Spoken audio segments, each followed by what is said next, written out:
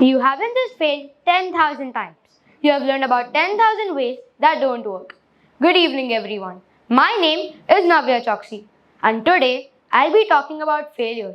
Now, don't worry, I'm not here to depress you, but instead, this event won't feel like a therapy session. Instead, you will be learning about how hilarious failure can be.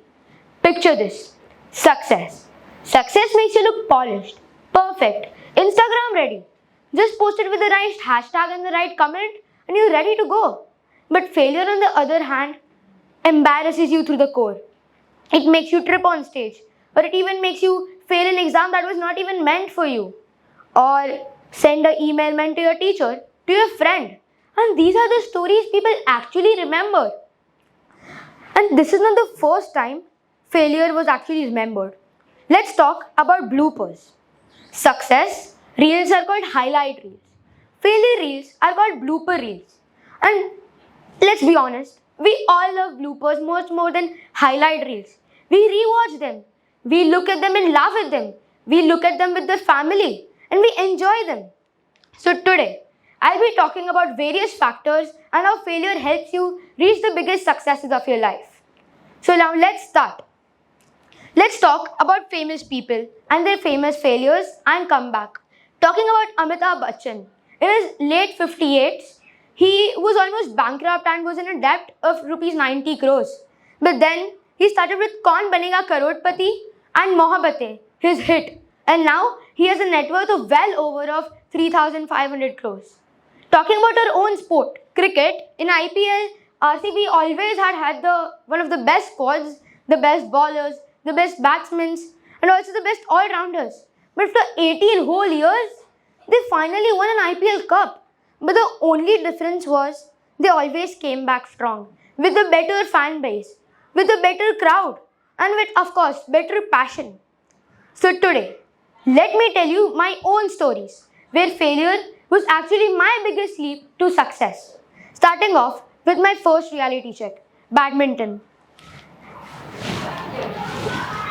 During the late COVID-19s, I saw my first love. It was not a girl, badminton. I loved it more than anything. I used to play it days and nights with my friends and families. And then when COVID ended, I went to an academy. I thought my smashes were so fast, it could beat the opponent easily. But it turned out I was wrong. My smashes could not even go to the other side of the court. Instead, they just landed in the net. Even my tosses were stuck on mid-court. My drops were on my court. And then the day finally came. My first tournament. I thought I was prepared. I almost gave my best. But my best was a love game. I lost taking 0 points. I almost started crying. I did not know what to do. But then one wise man had told me, never give up. Always give your best. And I gave my best. I practiced for months. Gave my best in everything I did. And then it happened. The unthinkable happened. Tragedy struck. I broke my hand. When I was in the right path, I lost. I lost my hand. And then for 4 months straight, I couldn't even touch a racket or pick up a racket. And then when I thought I was back to good, I got a ligament injury. And that practically ruined my career. For 9 months, I didn't even step on the court. But after that 9 months, I thought that this was all over. But still, I gave my best. I gave my best on fitness. My racket was not a problem, but my hand was. Even though I tried my best, I couldn't just give my best because there were many factors like my hands. But then I gave my best. And then I finally got selected for a school team. And I played ISSO. It was, of course, a very good experience, but I got a full report on my weak backhand, my mental ability to lose even if I'm still not losing, and of course, my weak footwork. And then I worked. I worked like it was a do or die situation. I again gave my best. And then the day finally came, the tournament day. I won the tournament. And then I was not happy for what the score of the final was or for me winning the tournament.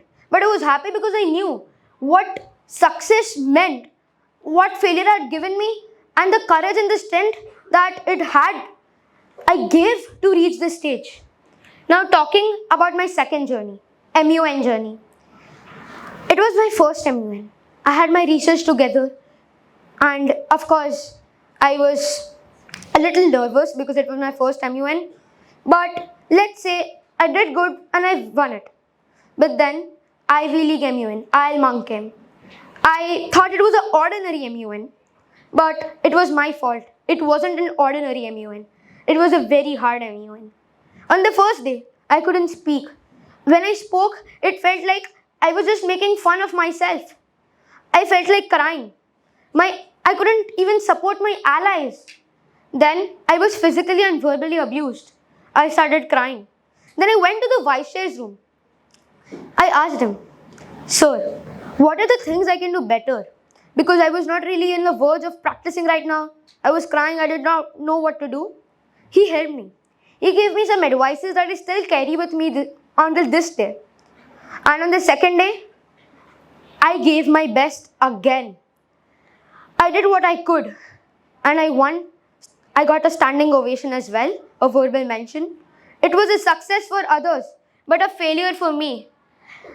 I considered this as a defeat. I thought I could do better.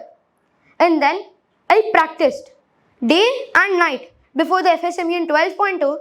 I did everything I could. I researched for 2 hours a day, daily.